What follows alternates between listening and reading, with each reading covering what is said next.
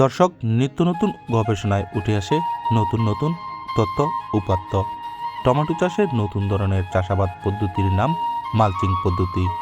আধুনিক চাষাবাদে মালচিং পদ্ধতিতে টমেটো চাষ করে বাজিমাত করেছেন দড়ি ভেলানগর গ্রামের শফিকুল ইসলাম। তার অভাবনীয় সাফল্য অন্যান্য কৃষকদের মধ্যে ব্যাপক সাড়া ফেলতে শুরু করেছে।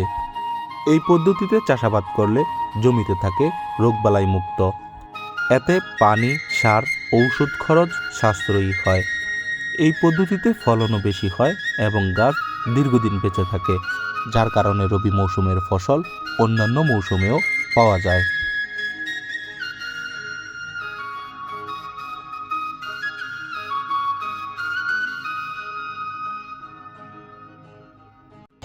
প্রিয় দর্শক, আমরা যে বাগানটিতে দাঁড়িয়ে আছি এটি একটি টমেটো বাগান। এই বাগানটি করেছে আমাদের গ্রামের শফিকুল ইসলাম।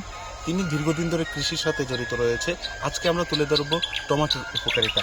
টমেটো চর্মরোগের জন্য বেশ উপকারী এবং চর্মরোগে বেশ কার্যকর। এই টমেটো খুবই গুরুত্বপূর্ণ। ত্বকে যদি আপনি কোনো সমস্যা হয়ে থাকে প্রক্রিয়াজাতকরণের মধ্য দিয়ে টমেটোর ব্যবহার করলে চর্মরোগের সমস্যা সমাধান হতে পারে। এছাড়াও রয়েছে মুখের সৌন্দর্য ধরে রাখার জন্য, বয়সের ছাপ দূর করার জন্য বেশ কার্যকর এই টমেটো।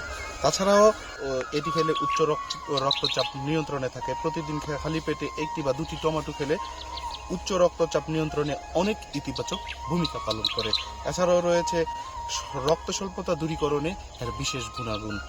সর্দি কাশি প্রতিরোধেও টমেটোর বিশেষ গুণাগুণ রয়েছে। তো আজকের ভিডিওতে আমরা বিস্তারিত তুলে ধরব।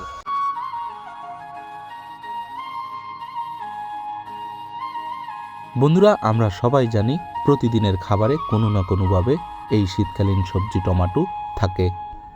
রঙিন ও সুস্বাদু এই সবজি যে কোনো খাবারের স্বাদ বাড়িয়ে দেয়।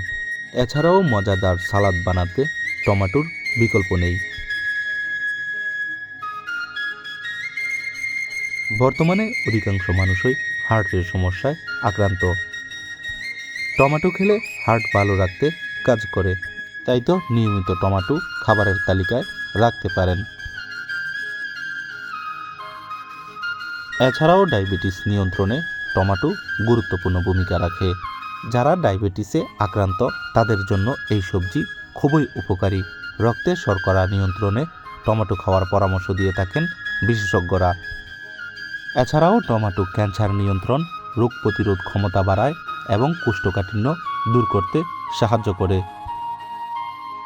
তাই বেশি বেশি টমেটো উৎপাদনের পাশাপাশি কৃষকদের পরামর্শ দিন টমেটো উৎপাদনের জন্য।